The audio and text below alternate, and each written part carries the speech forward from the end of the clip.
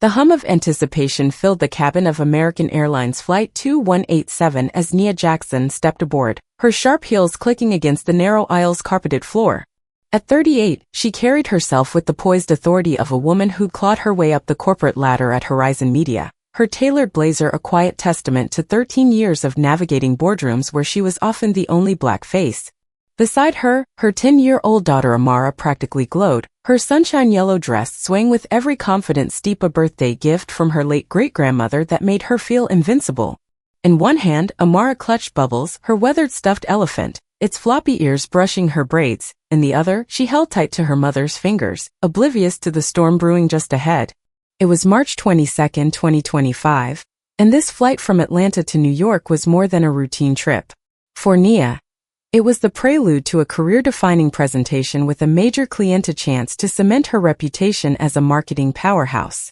For Amara, it was a pilgrimage to meet her 96-year-old great-grandfather, Isaiah Jackson, a man whose name she'd only known through whispered family legends, now frail and waiting in Harlem. As they moved toward their seats, Nia felt the familiar weight of eyes, some curious, some less benign, tracking their progress. She'd long ago honed a sixth sense for distinguishing harmless glances from the kind that carried a sharper edge, and today, the air crackled with both. Row 14, seats A and B, Nia murmured, double-checking their boarding passes as Amara's braids clicked softly with her excited bounce. Window and aisle, just like you wanted, baby girl. Can I have the window, Mom? Amara's eyes sparkled, wide with the wonder only a 10-year-old could muster. I want to see the clouds turn into dragons and castles. Of course, sweetheart, Nia replied, her voice softening as she hoisted their carry-on into the overhead bin. She helped Amara settle into 14A, the girl arranging Bubbles on her lap with the solemnity of a queen positioning her court. Nia slid into 14B, pulling out her tablet to review last-minute notes for her pitch. The plane buzzed with boarding chatter, overhead bins snapping shut, passengers rustling for space, but for a moment, it was just the two of them, cocooned in their little world. That piece shattered with the sharp tap of a manicured fingernail against Nia's armrest. "Excuse me," came a voice, clipped and artificially bright. Nia looked up to see a flight attendant, blonde hair teased into a perfect coif, name tag reading Heather hovering with a smile that didn't reach her eyes. "I'm sorry, but we need to make a seating adjustment." Nia's stomach tightened, a reflex born from too many encounters where adjustments meant something else entirely. "Is there a problem with our seats?" she asked, keeping her tone even.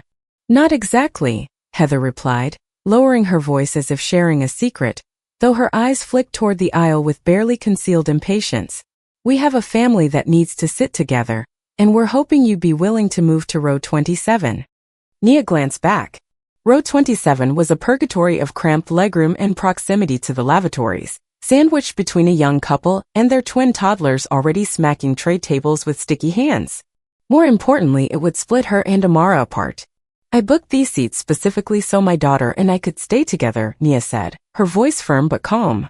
"Surely there's another solution." Heather's smile tightened, a thin veneer over something harder. "The other family has a medical need. It's two adults and their son requires quick access to the restroom. They're in first class now, but they need to be closer to the back." Nia's brow furrowed. "If they're in first class, why not move them to seats near the front lavatory? There's one up there, isn't there?" "Those are taken by our premium customers," Heather said, the word premium landing like a subtle jab. The implication hung heavy. Nia and Amara, despite their paid tickets, were somehow less worthy. Amara shifted beside her, small fingers tightening around Bubbles' trunk, her sharp 10-year-old mind already picking up the undercurrent. Nia felt her daughter's tension like a live wire. Before she could respond, a shadow loomed over them. A tall man in a bespoke suit stepped forward, his presence radiating the kind of entitlement that filled boardrooms in private clubs. "Perhaps I can clarify," he said, his voice smooth but edged with command. "I'm Charles Grayson, CEO of Grayson Enterprises. My son has a kidney condition and we need these seats. I'd consider it a personal favor if you cooperate." His eye cold, assessing locked onto Nia's, daring her to challenge him. The cabin seemed to hush, heads turning as the name Grayson rippled through the air. Nia recognized it instantly. Grayson Enterprises, a Fortune 500 giant. Power and money practically oozed from the man, from his polished cufflinks to the way his wife, a statuesque blonde in designer cashmere, hovered behind him with their Sona pale boy in a crisp blazer, looking bored rather than ill. Amara tugged Nia's sleeve, whispering loud enough for Grayson to hear, "Mom, he thinks he's more important than us because he's rich, doesn't he?" A flicker of irritation crossed Grayson's face, but Nia seized the moment. "I sympathize with your son's condition, Mr. Grayson," she said, her marketing executive voice slicing through the tension with precision, "but there are 150 other passengers on this plane. Surely one of the someone traveling alone could move instead. We paid for these seats and my daughter stays with me." Grayson's jaw tightened. "I've already spoken to the crew. This is the best arrangement. I'd hate to delay takeoff over something so trivial." The threat was clear: comply, or he'd escalate this into a scene that grounded them all. Heather jumped in, her tone sharper now. "Ma'am, we've asked others, and no one else is willing. It's a safety issue, please cooperate." Nia's pulse quickened, but she held her ground. "With all due respect, moving seats as a favor isn't a safety directive. It's a request, and I'm declining." She met Grayson's stare, unflinching. Amara squeezed Bubbles tighter, her voice cutting through the standoff. "Mom, it's like that time at the hotel when they tried to give us the noisy room by the elevator, even though we booked the suite." A murmur rippled through nearby rows, some sympathetic, some annoyed. Grayson's wife touched his arm, murmuring, "Charles, let's not make this a spectacle." But he shrugged her off, his patience fraying. "This is ridiculous," he snapped. "I'll have this flight held until we're accommodated. Do you know who I am?" The question hung like a guillotine, but before Nia could fire back, a new figure emerged from the galleon, older flight attendant with steel gray hair pulled into a severe bun, her weathered face etched with decades of authority. Her name tag read Margaret. "What's the problem here?" she asked, her voice low and commanding, cutting through the escalating chaos like a blade. Heather spun her narrative quickly. These passengers refused to move for a family with medical needs despite crew instructions. Margaret's gaze swept over Nia and Amara, lingering on the bright yellow dress that seemed to light up the dim cabin. Then, with a deliberateness that silenced even Grayson's bluster, she asked, "What's your name, ma'am?" "Nia Jackson," Nia replied, steady despite the adrenaline surging through her. "This is my daughter, Amara Jackson." Margaret froze. Her stern facade cracked, replaced by a flicker of shock, then something deeper, something raw. "Jackson," she repeated, almost to herself. "Any relation to Isaiah Jackson?" Nia blinked, caught off guard. "He's my grandfather, Amara's great-grandfather." "Why?" The air shifted. Margaret's eyes widened, and for a moment she seemed lost in a memory far beyond the cramped confines of the Boeing 737. When she spoke again, her voice trembled with a reverence that stunned everyone within earshot. "Isaiah Jackson of the Tuskegee Airmen? The 332nd Fighter Group?" Nia nodded, confusion mounting. "Yes, that's him. We're flying to New York to see him." Margaret turned to Heather, then to Grayson, her demeanor transforming from stern enforcer to something fierce and unyielding. "These passengers are keeping their seats," she declared, her tone brooking no argument. "And you, sir," she fixed Grayson with a look that could have grounded a fleet, "will follow me. We'll find another arrangement." Grayson sputtered, incredulous. "Now wait a damn minute." But Margaret cut him off, her voice rising just enough to draw every eye in the cabin. "Isaiah Jackson saved my father's life over Dresden in 1945. When I say they stay, they stay." She paused, then added, softer but no less firm, "You don't know who they are, Mr. Grayson." "But I do." The weight of her words landed like a thunderclap.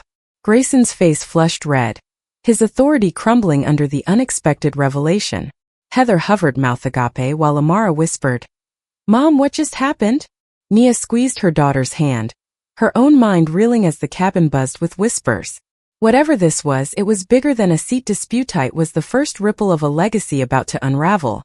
One that would shake the plane, the flight crew, and their lives in ways they couldn't yet fathom. The cabin of Flight 2187 felt like a pressure cooker after Margaret's bombshell.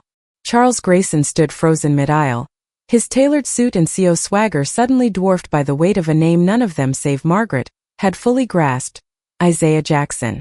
Nia's pulse hammered in her ears as she processed the older flight attendant's words, her mind racing to connect the dots between her grandfather's quiet stories and the raw emotion now trembling in Margaret's voice. Beside her, Amara clutched Bubbles tighter, her wide eyes darting between the adults as if sensing the air itself had shifted. At 10, she was old enough to recognize when something big was happening, even if she couldn't name it yet. Margaret straightened, her steel gray bun glinting under the cabin lights as she turned to Grayson with a look that could have melted steel. "Follow me, sir," she said, her tone a velvet-wrapped command. "We'll sort your family out without disturbing these passengers." Grayson opened his mouth to protest, but the murmurs swelling around him, curious whispers from rows 12 to 16, swallowed his bluster. His wife tugged his sleeve again, her manicured nails flashing, and with a curt nod, he relented, stalking toward the galley with his entourage in tow. Heather lingered a beat longer, her forced smile faltering as she muttered, "I'll check on you later," before scurrying after them. Nia exhaled, the tension in her shoulders easing just enough to glance at Amara. "You okay, baby girl?" she asked, brushing a braid from her daughter's forehead. Amara nodded, her voice a conspiratorial whisper. "Mom, why'd she get all shaky when you said great-grandpa's name? Did he do something huge?" "Seems like it," Nia replied, her own curiosity spiking. She'd grown up hearing Isaiah's tale soft-spoken snippets about flying planes and doing his duty, but he'd always deflected the heroics with a chuckle or a change of subject. Now as the plane taxied toward takeoff, that humility felt like a veil hiding something monumental. The seatbelt sign chimed and the engines roared to life, but before Nia could settle back into her notes, Margaret returned. This time she carried 2 steaming mugs of hot chocolate, tiny marshmallows bobbing on top like little apologies. "Compliments of the crew," she said, setting them on their tray tables with a care that belied her stern exterior. Then, lowering her voice, she added, "Miss Jackson, when you have a moment, I'd like a word in private." Nia nodded, intrigued despite the weariness tugging at her. "Amara, sip your cocoa and keep Bubbles company. I'll be right back." Amara grinned, already plotting which marshmallow to eat first, and Nia followed Margaret to the galley, where the hum of the engines muffled their words from prying ears. In the cram space, Margaret's professional mask slipped, revealing a vulnerability that transformed her weathered face. "I've been flying 37 years, she began, her hands fidgeting with the folded napkin. "Never thought I'd meet the family of Isaiah Jackson. My father, Lieutenant Jack Sullivan, was a B-17 pilot. February 45, his plane took heavy flak over Dresden, ripped to pieces, barely limping home. Your grandfather and his wingman stuck with them, fending off Messerschmitts when they could have peeled off to safety. Dad said those red-tailed Mustangs were angels in the sky." Nia absorbed the story, piecing it with the fragments she'd gleaned growing up: Isaiah's reticence, his gentle sidesteps whenever she'd pressed about the war. "Did they stay in touch after?" she asked, her voice soft. Margaret's expression clouded. "Dad tried. Wrote letters, even invited Isaiah to his wedding in 47. But this was America back then. Black heroes came home to colored-only signs. The hotel barred Isaiah at the door. Dad never forgave himself for not fighting harder." She reached into her blazer pocket, pulling out a small plastic sleeve with 2 faded photos. "I carried these on every flight. Dad insisted," Isaiah had a saying, "the sky don't care what color you are when you're saving each other." Nia took the photos, her breath catching. One showed young pilots in flight gear beside a P-51 Mustang, its tail painted a defiant red. In the other, 2 men, one black, one white, stood shoulder to shoulder, exhaustion and triumph etched into their faces. She recognized Isaiah instantly, the same strong jaw she saw in Amara when her daughter faced down bullies at school. "This is him?" she asked, pointing. Margaret nodded. "And that's Dad beside him. Please take a picture of these. Amara's meeting him tomorrow, right? She should know this." Nia snapped photos with her phone, her chest tightening with a mix of pride and sorrow. She'd faced her own battles, microaggressions in boardrooms, sidelong glances in upscale stores, but this was a window into a fight far heavier, one her grandfather had borne in silence. "Thank you," she said, handing the photos back. "I'll tell him Jack Sullivan's daughter remembers." As Nia returned to her seat, the plane hit cruising altitude, the seatbelt sign blinking off. Amara was chatting across the aisle with an elderly black woman, silver dreadlocks framing a warm smile, who introduced herself as Dr. Clara Evans. "Your daughter's a firecracker," Clara said, her voice rich with amusement. "I overheard the fuss earlier. Recognized the name Jackson. I interviewed Isaiah for my book, Red Tails, Black Wings. Small world, huh?" Nia slid into her seat, stunned by the coincidence. "You knew him?" "Met him in '98 for my dissertation," Clara replied, fishing a worn paperback from her bag. "Turned it into this. Chapter 4's got his quotes, his take on courage under fire, on and off the battlefield." She handed it to Nia. "For Amara. She's got his spark." The flight became a quiet whirlwind of revelations. Heather, chastened by Margaret's rebuke, stopped by with extra pillows, her apology stilted but sincere. Then the captain himself, Daniels, a lanky man with a pilot's drawl, emerged from the cockpit during a smooth stretch. "Heard we've got Jackson Kin on board," he said, tipping his cap to Amara. "My granddad flew bombers in Italy '44. Red Tails brought him home when his engines were smoking. Tell Isaiah Captain Daniels sends his respects." Amara beamed, whispering to Nia, "Mom, great-grandpa's like a superhero. Why didn't he tell us?" Nia stroked her daughter's braids, searching for an answer. "Sometimes heroes don't brag, baby girl. They just keep going." But as more passengers leaned over, 3 in total, each with a Tuskegee connection, she wondered what else Isaiah had buried beneath his humility. The descent into LaGuardia began with a mechanical groan, and Margaret reappeared with Daniels at her side. "Miss Jackson," the captain said, "we'd like you and Amara to deplane first," a small gesture for Isaiah's service. Nia nodded, gratitude mingling with unease as they gathered their things. Passing through first class, she caught Grayson's eye, looked away, jaw tight, while his wife offered a brittle smile. Their son stared at Amara's yellow dress, curiosity breaking through his boredom. On the jetway, Amara tugged Nia's hand. "I can't wait to tell great-grandpa about the plane fight. And the pictures. And the book." Her excitement was infectious, but Nia's mind churned. Isaiah had always shied from praise. Would he welcome this spotlight? She crouched to Amara's level, her voice gentle. "Let's see what he wants to share, okay? Heroes don't always like reliving the hard stuff." Amara nodded solemnly. "Like how Miss Carter at school doesn't talk about her sister who didn't come back from the army?" "Exactly," Nia said, marveling at her daughter's insight. As they stepped into the terminal, a driver holding a Jackson family sign awaited them. The 40-minute ride to Harlem loomed ahead, promising answers and maybe questions Nia hadn't known to ask. Whatever lay in that brownstone, the ripples from this flight had already begun to stir something vast, a legacy ready to unfold with Amara's bright dress lighting the way. The Harlem brownstone stood like a sentinel on its tree-lined block, its stone steps gleaming under the late afternoon sun of March 22, 2025. To Nia Jackson, it was a time capsule, 3 generations of family history, etched into its dark wood paneling and polished brass fixtures. The 40-minute drive from LaGuardia had flown by, Amara peppering their driver with questions about the Statue of Liberty in Central Park, her yellow dress a splash of brightness against the car's leather seats. But as they climbed those familiar steps, Nia's chest tightened with a tangle of emotions. Pride in this enduring anchor, dread at her grandfather's fading health, and a quiet guilt for the 3 years since her last visit.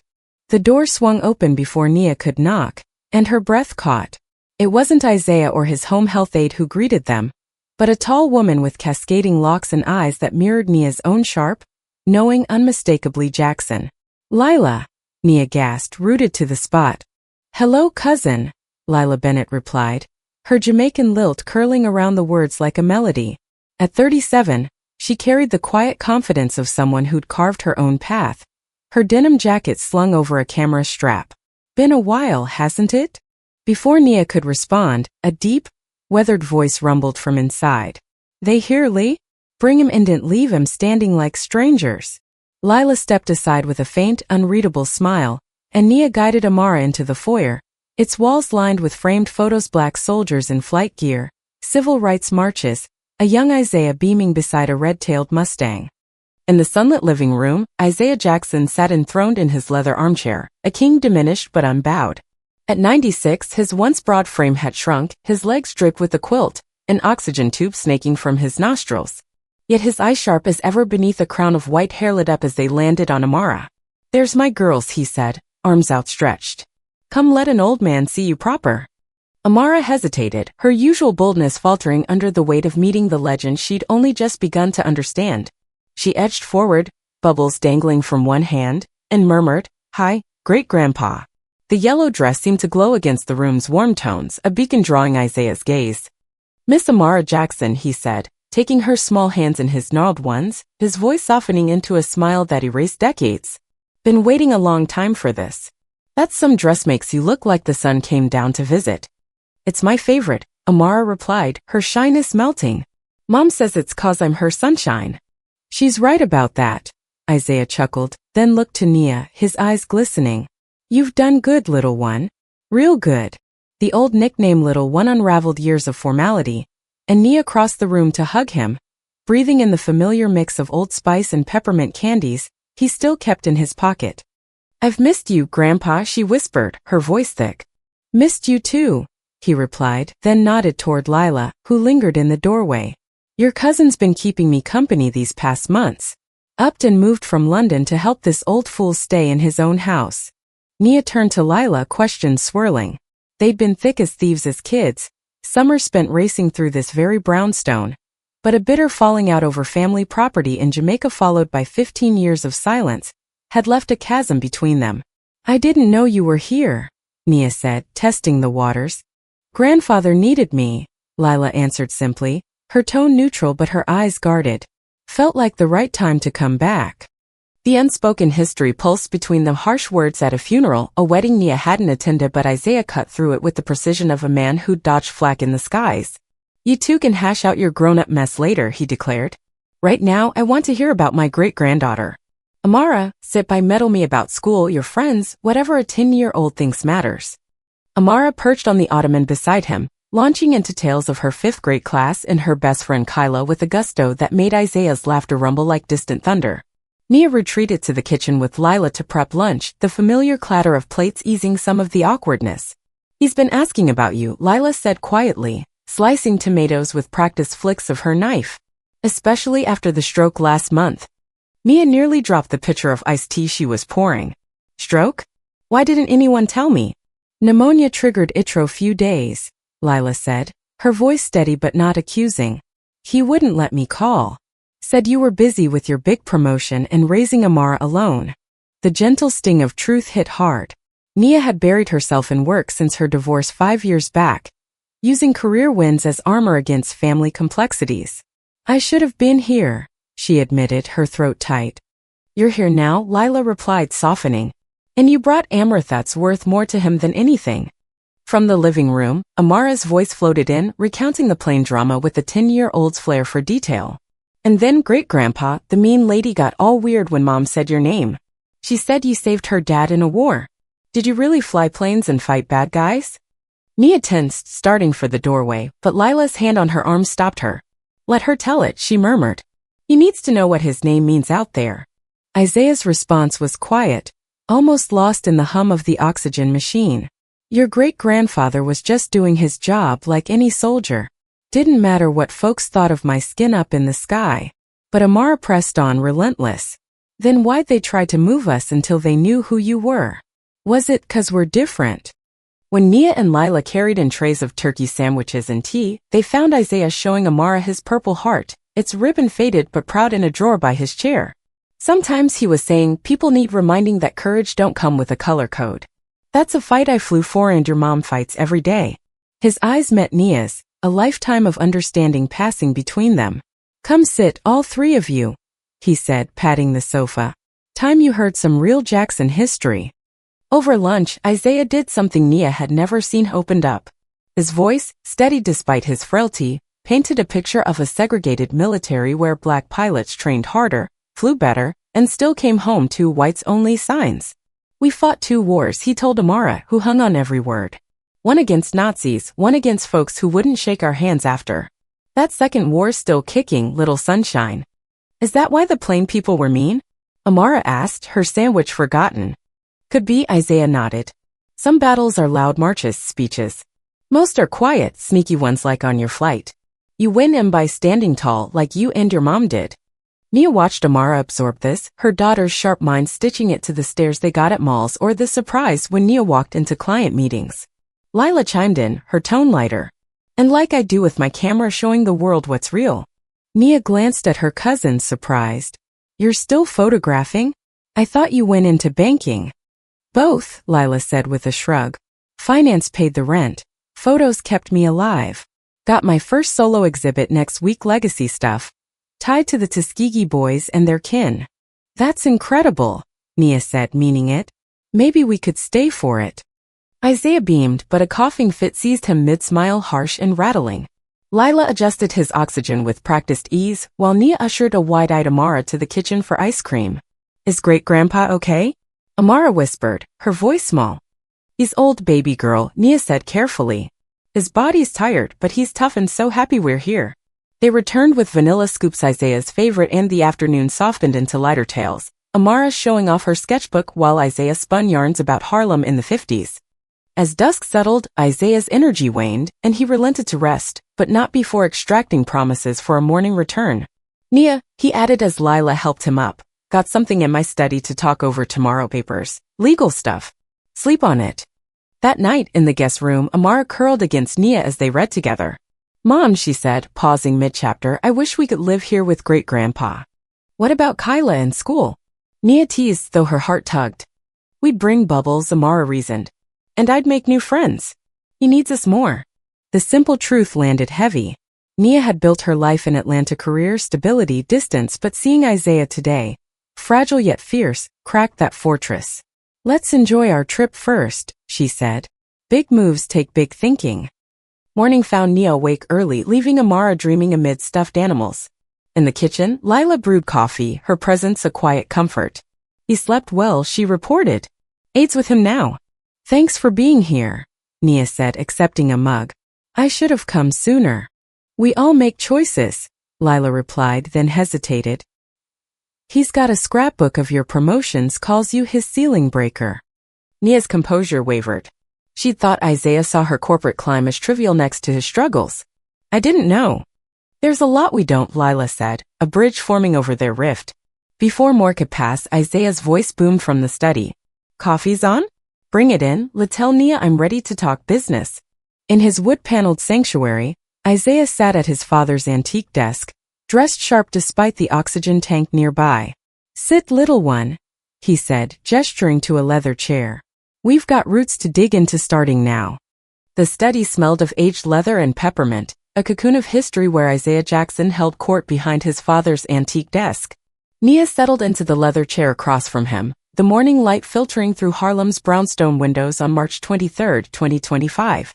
At 96, Isaiah's frailty was undeniable. The oxygen tank hummed softly beside him, his hands trembled faintly, but his presence filled the room, a quiet force honed by decades of resilience. He'd swapped the nasal tube for a pressed cardigan and slacks as if dressing for battle one last time. Got things to settle, little one, he said, his voice steady despite the rasp. Affairs in order, your visit's the perfect chance. He slid a manila folder across the desk, its edges worn but contents pristine. This here's the deed to the brownstone. I'm setting it in a trust for Amara's education, with you as trustee. Nia stared at the papers, the weight of them sinking in. The brownstone wasn't just a house site, was a Harlem relic, a financial gold mine in New York's cutthroat market, and a vessel of Jackson lineage. Langston Hughes had once sipped tea in this very chair. Thurgood Marshall had strategized at their dining table. Grandpa, this is too much, she said, her voice catching. What about Lila? Your other grandkids? Lila's got the Jamaica land sorted that last year, Isaiah replied, his gaze unwavering. The others got their shares of my savings. This ain't about money, Nia. It's about what this place holds, our story, our people's story. When I'm gone, it needs a guardian. That's you. The responsibility pressed down like a physical weight. We're in Atlanta, she countered, grasping for footing. My job, Amara's school, it's our life. Jobs shift. Schools are everywhere, he said, matter of fact. I'm not saying pack up today, but the papers are ready when you are.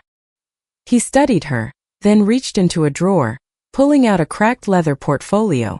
One more thing, after that plain ruckus yesterday, figured you ought to see these. He opened it, revealing dozens of yellowed letters preserved in plastic sleeves. From families of bomber crews we escorted, he explained. White boys from Kansas farms, Chicago tenements men who came home, 'cause we didn't leave them in the lurch, even when our own country turned its back on us. Nia scanned the page, stir-stained thanks from mothers, scrawled notes from kids who'd kept their dads, veterans recalling red tails slicing through chaos. You never showed these, she said, voice hushed with awe. Wasn't safe to flaunt in the 50s, Isaiah said, closing the portfolio. Black man drawing attention could get you trouble, hero or not. But now with folks trying to whitewash history, these say different. Amara's generation needs them. Their talk paused as Amara burst in, sleep-rumpled but bright-eyed, bubbles dangling from her grip. Morning, great-grandpa, she chirped, and the gravity lifted, giving way to breakfast plans. But Nia's mind churned, the folder and letters a silent challenge on the desk.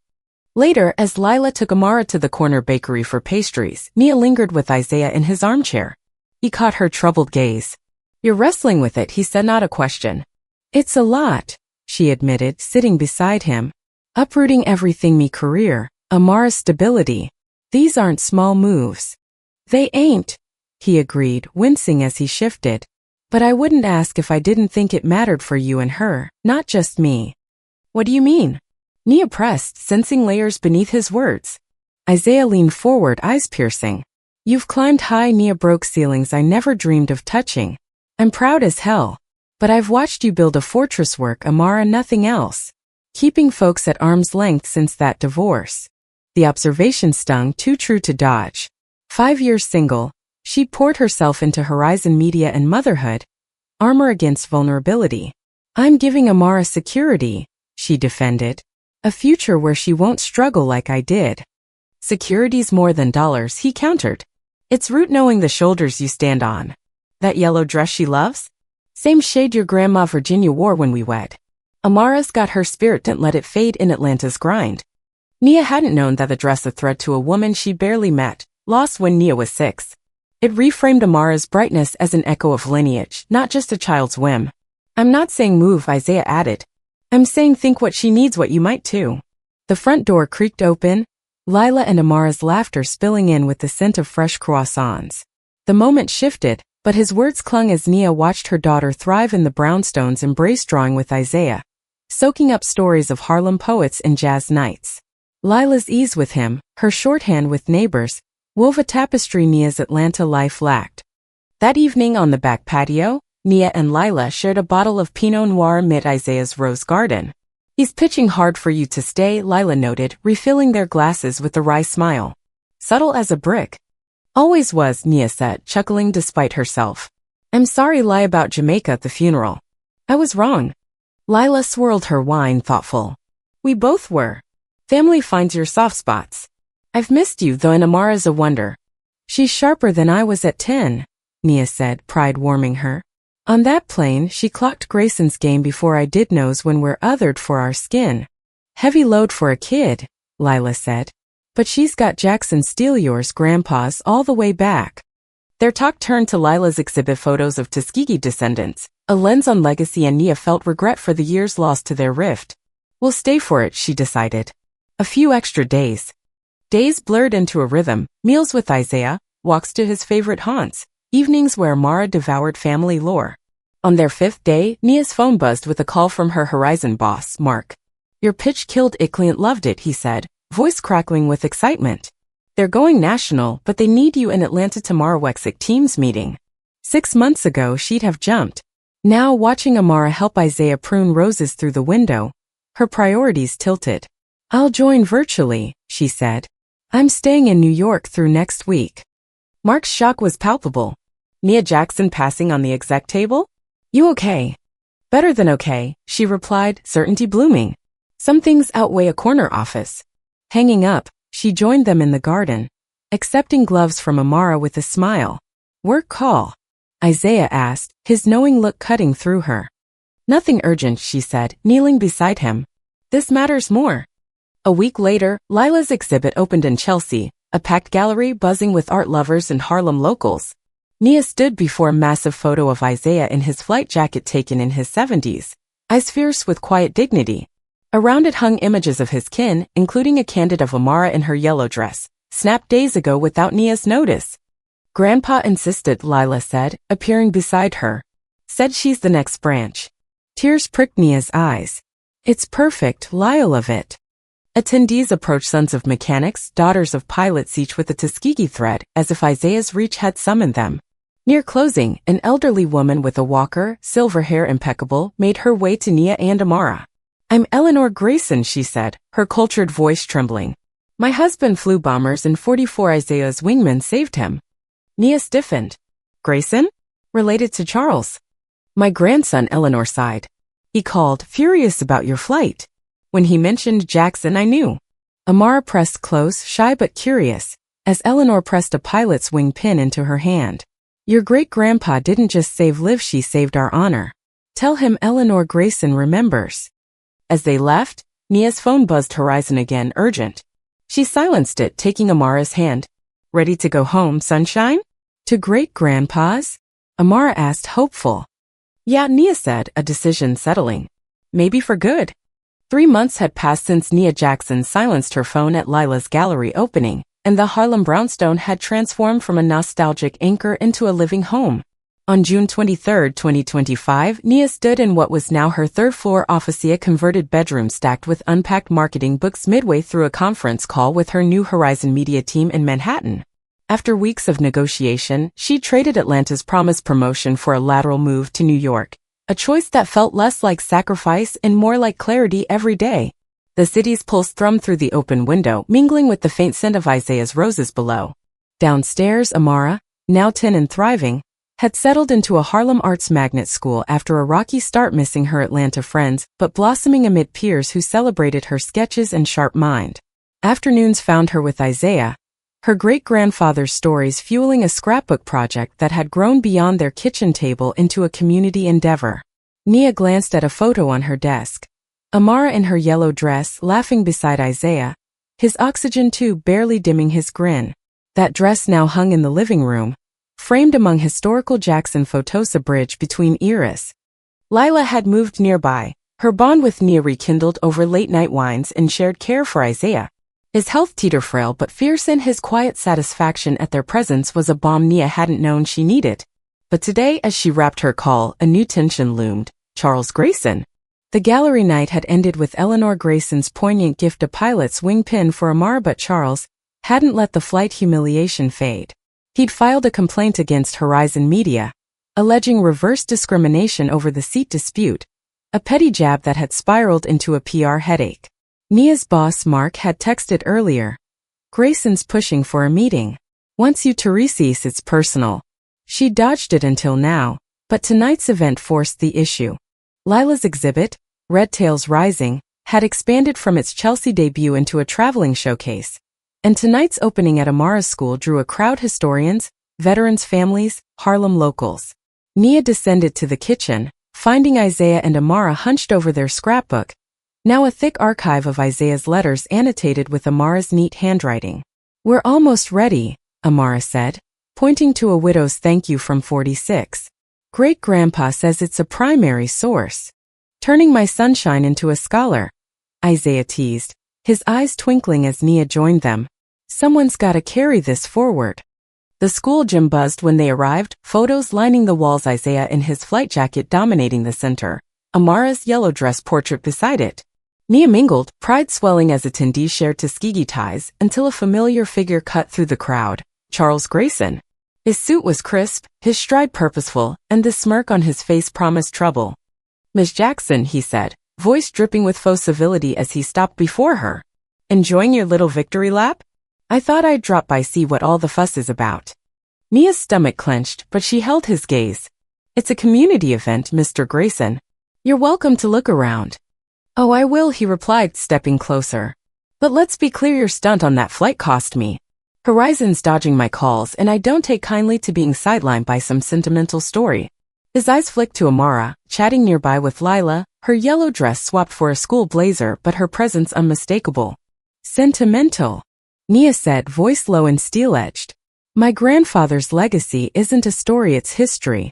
You lost a seat, not your dignity. Grayson's smirk faltered, but he pressed on. History won't save your company when I pull my accounts. I came to give you a chance, call off this circus or I escalate. The threat hung heavy, but before Nia could retort, Amara's voice rang out. Mom, is that the plane guy? She'd approached, scrapbook under her arm, her 10-year-old perception cutting through the noise. The crowd hushed, heads turning. Grayson stiffened. This doesn't concern you, kid. It does, Amara said, stepping forward with a boldness that echoed Isaiah. You were mean to us 'cause you thought you're better. But great-grandpa saved people like your grandma said. Maybe you should listen to her. A ripple of murmurs spread, some shocked, some approving. Lila appeared at Nia's side, camera in hand, while Isaiah, wheeled in by his aide, watched from across the room, his expression unreadable but proud. Grayson's face reddened. You've got no idea who you're dealing with. Actually, we do, Nia cut in, her marketing poise snapping into place. A man who'd rather bully than honor the past. Eleanor Grayson gave my daughter a pin from her husband, a bomber pilot your family owes to men like my grandfather. You're the one out of line. The room tilted against him. An elderly vet in a Tuskegee cap clapped, others joined, and Grayson's bluster crumbled under the weight of collective memory. Amara opened her scrapbook, holding up a letter. This one's from a pilot's kid, says the Red Tails were heroes. That's my great-grandpa. Who are you? The question landed like a punch.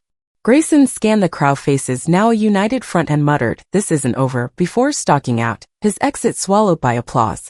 Nia pulled Amara close, whispering, "You're amazing, sunshine." Had to, Amara said, grinning.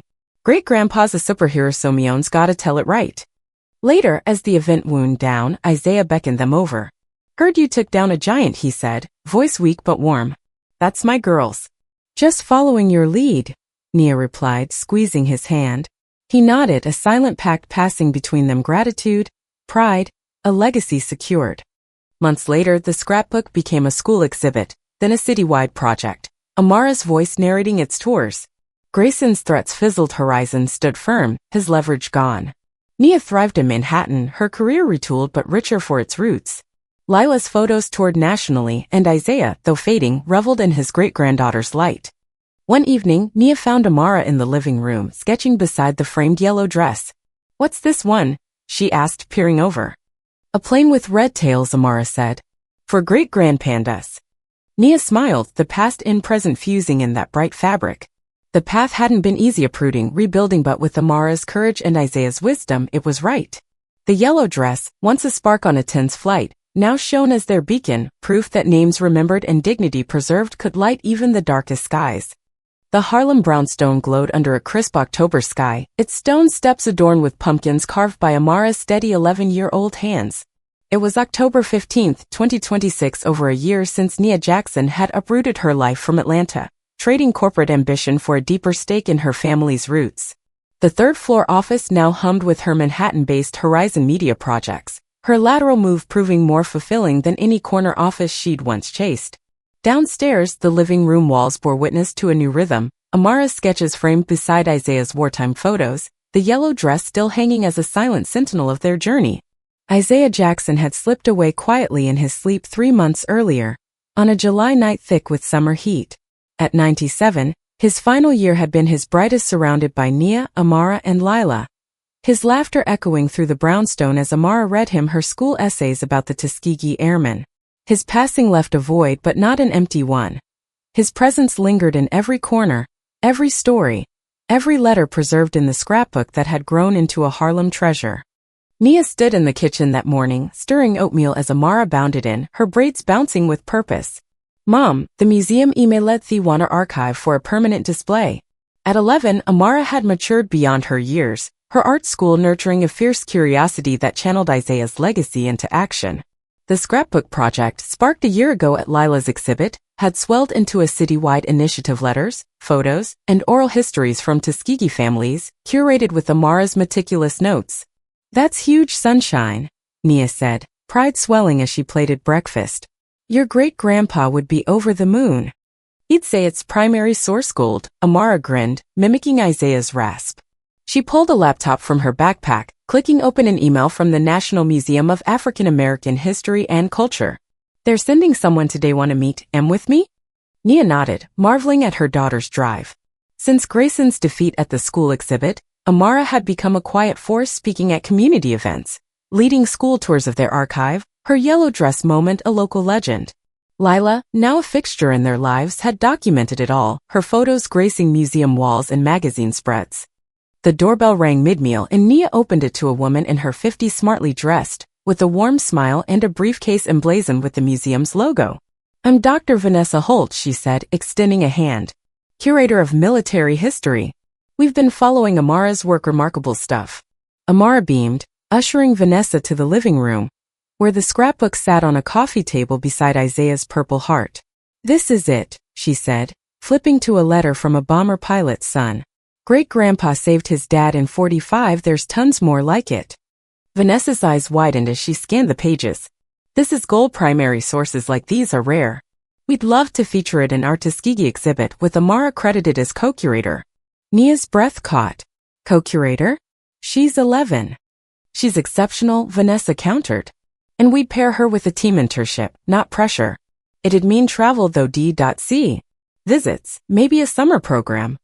Amara's eyes lit up, but Nia hesitated, the old instinct to shield flaring. That's a big-ass school, her routine. I can handle it, Mom, Amara interjected, her voice firm.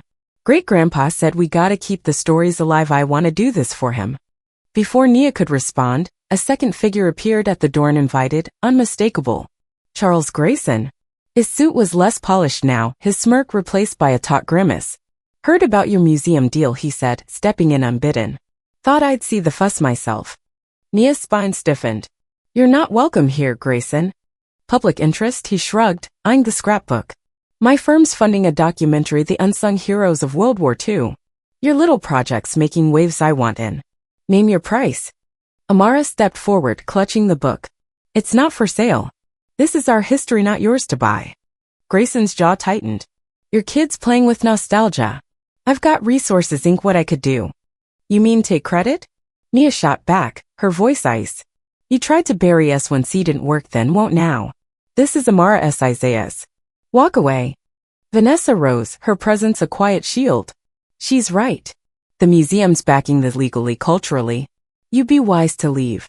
The room held its breath. Grayson scanned their faces, Nia's resolve, Amara's defiance, Vanessa's authority, and saw no foothold. You'll regret this, he muttered, but his retreat was swift, the door slamming behind him. Amara exhaled, then grinned at Vanessa. So when do we start? Next month, Vanessa replied, handing her a card. You're a natural, Amara Jackson. That night, Nia and Amara sat on the patio, Lila joining with a bottle of wine. Grayson's a pest, Lila said, pouring. But your kid's a lion. She's Isaiah's, Nia replied, watching Amara sketch by lantern light a red-tailed plane soaring over Harlem. I said yes to DC, she's ready. She's more than that, Lila said. She's the future. A year ago, Nia had boarded a flight with a pitch and a plan. Now she lived in a brownstone pulsing with purpose, her daughter a steward of history. The yellow dress, though framed, still shone in Amara's every move, bold, bright, unyielding. Isaiah's echoes stretched beyond the sky, carried by a girl who'd turned a seat fight into a legacy's triumph. As Amara finished her drawing, she looked up. Mom, think great-grandpa's watching? Nia squeezed her hand, the pin from Eleanor Grayson glinting on Amara's jacket. Every day, sunshine. Every day. The Harlem brownstone stood resolute against the march of time, its stone facade weathered but proud under the gray November sky of 2031. Inside, the living room pulsed with memory, Isaiah Jackson's wartime photos now shared wall space with Amara's sketches, her yellow dress still framed as a talisman of the journey that had rooted them here. Nia Jackson, now 43, leaned against the kitchen counter, sipping coffee as the morning news droned from a tablet. Horizon Media's Manhattan office had promoted her to creative director 2 years back, a role that balanced her ambition with the flexibility to steward the family legacy Amara had taken to new heights.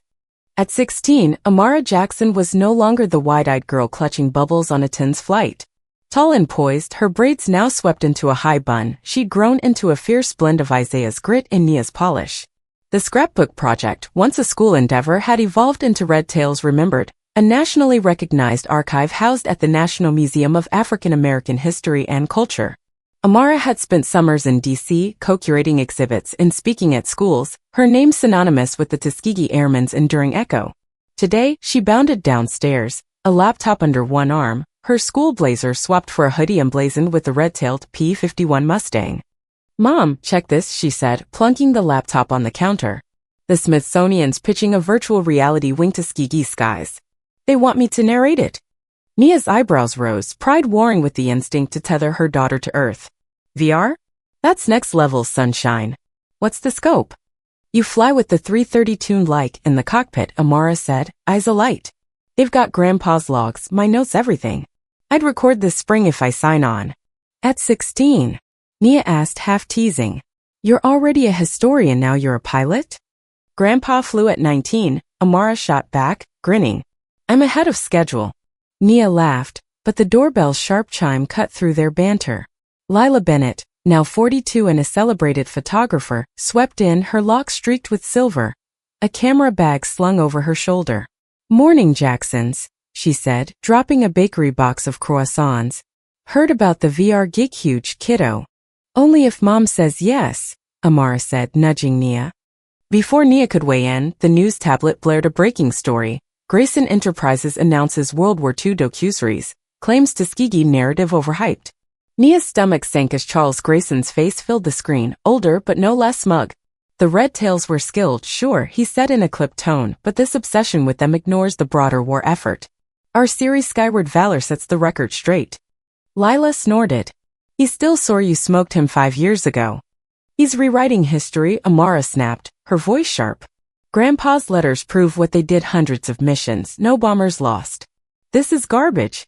Nia silenced the tablet, her mind racing.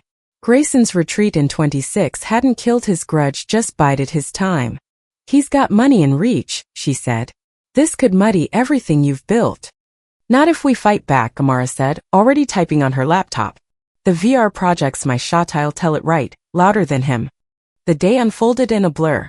Nia called her Horizon team, pitching a counter-campaign to amplify Amara's work, while Lila scouted contacts for a photo rebuttal. By afternoon, Dr. Vanessa Holt arrived from D.C., her curator's steadying force.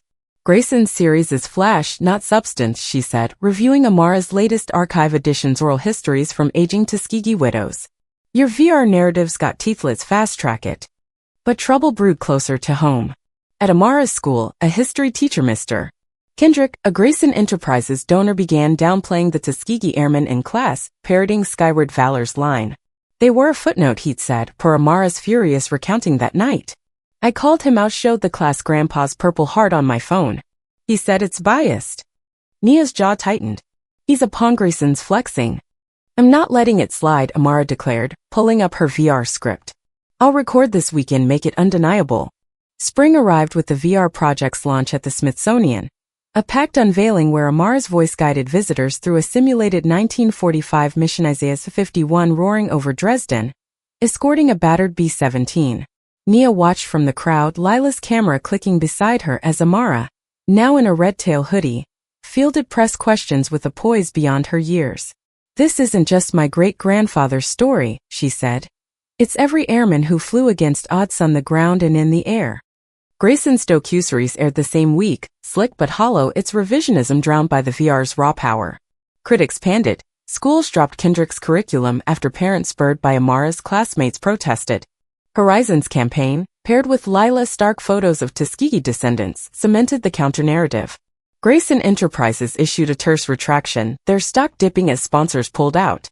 Back in Harlem that summer, Nia and Amara sat on the patio, the brownstone's roses blooming in Isaiah's memory. Lila joined, a bottle of Pinot Noir in hand. You crushed him again, kid, she said, toasting Amara. Legacy's safe.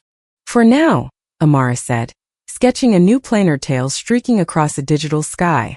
Grandpa said the Second War's never done, I'm just getting started. Nia watched her daughter, the yellow dresses echo in every line she drew. At 43, she'd found her strike career and roots entwined, but Amara, at 16, was the future Isaiah had dreamed of, bold, unyielding, a wing against the wind. The fight wasn't over, but with Amara flying it, the Jackson's sky stretched endless. The Harlem night settled over the brownstone, a blanket of stars winking above the rooftops as Nia, Amara, and Lila lingered on the patio, the last drops of Pinot Noir glinting in their glasses. The echoes of Isaiah Jackson's red-tailed legacy had soared far beyond that tense flight in 2025, past Grayson's petty grudges, through museum halls, and into the digital skies of 2031. Amara's sketchbook lay open, her latest drawing of a P-51 Mustang glowing under the lantern's soft light, a testament to a 16-year-old who'd turned a yellow dress into a banner for history. Nia leaned back, her coffee mug swapped for wine, and grinned at her daughter. You know, sunshine, if I told my 38-year-old self we'd be here battling CEOs and curating VR flights, I'd have laughed and spilled my latte. Life's wilder than a marketing pitch. Amara smirked, twirling her pencil. You'd have said, stick to the script, Amara. Now look, Grandpa's script's the one flying. Lila chuckled, raising her glass. Here's to Isaiah, proof you can dodge flack in the 40s and still school fools in the 2030s. Grayson's probably sulking in his penthouse, Googling how to beat a teenager. Spoiler, he won't. The laughter faded into a comfortable silence, but the story's pulse beat on. Back in 2025, it started with a seat fight, a petty squabble turned seismic by a name's weight. Now in 2031, it's a reminder, history isn't just dusty books or VR goggles, it's the fights we pick today. Amara didn't just save Isaiah's tail. She showed us that legacy's a living thing, stitched into the choices we make when the world tries to shove us to row 27. Sound familiar? Ever been asked to move literally or figuratively because someone thinks they're the VIP? Yeah, us too. Here's the kicker, folks. Grayson thought he could rewrite the sky, but Amara proved it's not about who's loudest, it's about who's right. Call it the Jackson rule: stand tall, wear your yellow dress or hoodie, and don't let the big shots dim your shine.